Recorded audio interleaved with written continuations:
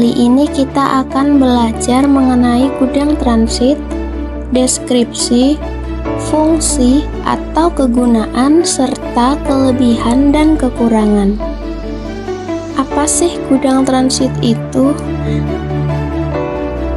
Nah, jadi gudang transit adalah penyedia jasa yang membantu seller dalam hal stock of name, packing pesanan, dan pengiriman pesanan.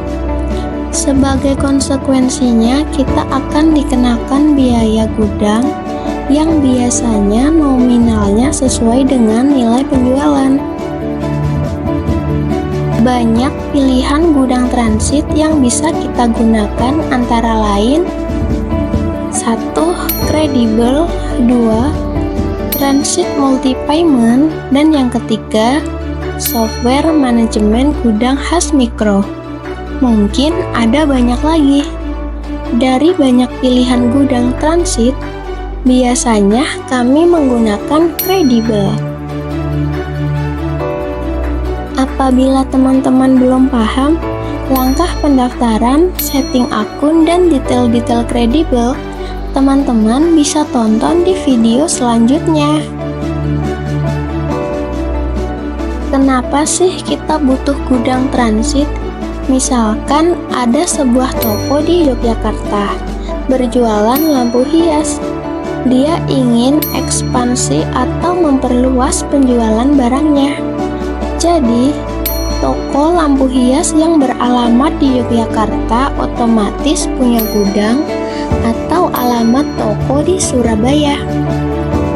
Dengan begitu, penjualan untuk daerah Surabaya dan sekitarnya akan ditangani gudang transit yang beralamat di Surabaya. Jadi, nanti penjual yang beralamat di Yogyakarta itu akan memberikan stok ke gudang transit. Kemudian, antara penjual dan gudang transit akan berkoordinasi jika nantinya ada pesanan yang harus diproses. Selanjutnya, semua akan diproses oleh gudang transit. Sebagai jasanya, nanti penjual dikenakan biaya sejumlah tertentu untuk biaya operasional. Itu adalah solusi yang mudah dan efisien, tidak perlu mengeluarkan biaya sewa gedung dan biaya pegawai. Gudang transit juga digunakan oleh banyak dropshipper. Dengan gudang transit, dropshipper bisa memiliki banyak alamat di berbagai kota atau beberapa kota. Ketika ada pesanan, nanti proses pesanan dari gudang dan pengiriman akan dilakukan gudang transit. Bedanya penjual asli dan dropship ada dalam hal stok. Penjual asli biasanya akan melakukan stok barang saat bekerja sama dengan gudang transit di kota. Bagan gudang transit terdiri dari 1. Supplier, 2.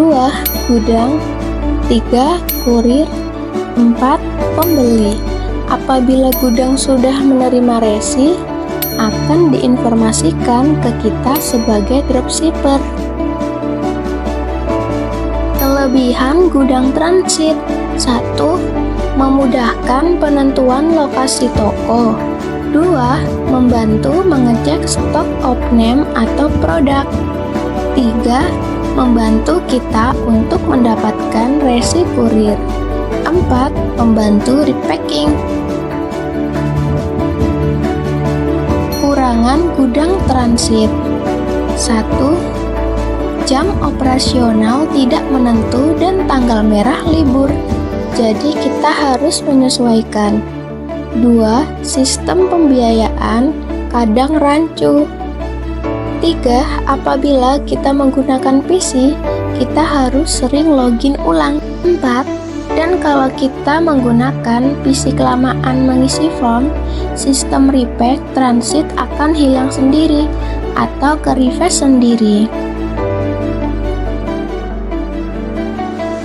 Sekian materi pembelajaran mengenai gudang transit, deskripsi, fungsi, dan kegunaan serta kelebihan dan kekurangan. Semoga bermanfaat buat kalian semua.